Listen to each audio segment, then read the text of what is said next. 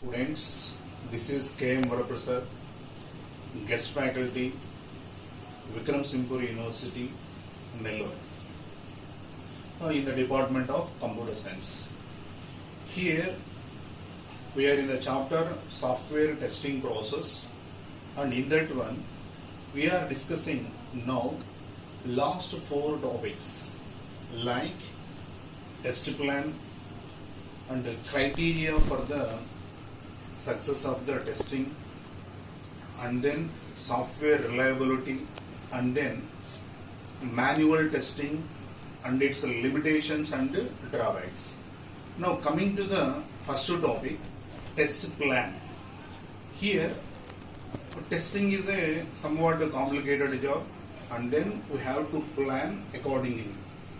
In this one, the first subheading is test oracle. What is actually the test oracle mean? What is actually the oracle means? It is a knowledge. It is a place of knowledge. In the olden days, some god is there in the form of a rock. Some people go to that one and then praise the god for some of their things. The god will survive and will provide all the things for the people. Likewise, here some manuals are there, some human beings are there, and then some systems are there. Those systems or human beings provide some knowledge for the testing process. Here we want to test a software. This is given to some of your friend, and then provide what are the defects are there in the testing process. Here it is the oracles of testing. Now coming to the test cases. Here what is actually the test case here is some set of input parameters are used for the testing process. Here some test cases are developed and some set of input parameters are there and one output is there. Based on that one, we are giving or we are providing the how many, what are the defects available, and some of the things. And finally, some format is used for the testing process or a test plan. Using this format, we are framing what are the defects are there, what are the things are there, what are the things to modify, likewise. Now this is about the first topic, test plan.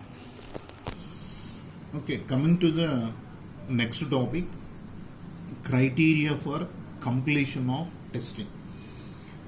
Here already we discussed about the testing is a complicated task. Here in this one, when to say the software is completed, the testing is completed. Coming to this one, here when is testing is completed. Here we are using 3 different types of things. The first one is when you run out of time, and then when you run out of money, and third one is based on statistical criteria. These 3, if you are using these 3, that is not completed. Why? Because here after completion of time and after completion of money, many number of errors may occur or defects may occur. Here we are using some different concepts like the third criteria or this one statistical thing. Here the testing begins the number of defects are decreasing, and then whenever the stable, it takes 1 week or 2 weeks or 3 weeks. After the 3 weeks, the stable curve is there. At that time, we will stop the process, and that is the completion of the testing. The second subtopic here is classification of defects. The defects are classified into critical, major, and minor. In the critical defects, the system is crashed. Coming to the major, the system is not crashed, but some part of the system is not working. Coming to the minor, these are the simple defects. We don't want to modify or we don't want to consider this one, like some message is not spelling mistakes are there in the messages, or likewise. Here you have to consider the critical first and then the major. And before providing the software to the customer, these two are must be considered. Okay, coming to the next topic, software reliability. Here, the software reliability analysis models are available to predict the reliability of the software in terms of the number of defects still remaining in the software. Here, some type of metrics we are using. Those are MTBF and then MTTR and then MTTF. And before going to this one, some curved things are also we are using. The following diagram shows three different types of curves. Okay, these are the three different types of software reliability curves. Here the first one is concave shape. This is initially we are using the software testing process, and then some functionality is added to the software testing process. It becomes the S-shaped curve. And finally some experienced testing are provided. This is a final stage. This is also called as the two stage. Now coming to the some testing criteria or reliability units here is, these are the practical things we are using for the reliability. Here in this one, the first one is a mean time between the failures, mean time to repair, and then finally mean time to fail. Here some diagram is there. The following diagram is there to show about the relationship between these three things. This is the diagram we are used for the relationship between these three practical criteria. This is MTTR, failure, repair and failure. Here we are starting when any failure is there, that is thing, and then the failure, the failure is repaired, and then again the failure comes. These are the relationships between these three units. Now comes to the last topic in this chapter is manual testing and its limitations and drawbacks. Here many organizations software testing is carried out manually. After product reaches a mature stage, the test team generates various test cases and manually tests each and every failure. If any defect is found, the software is modified again.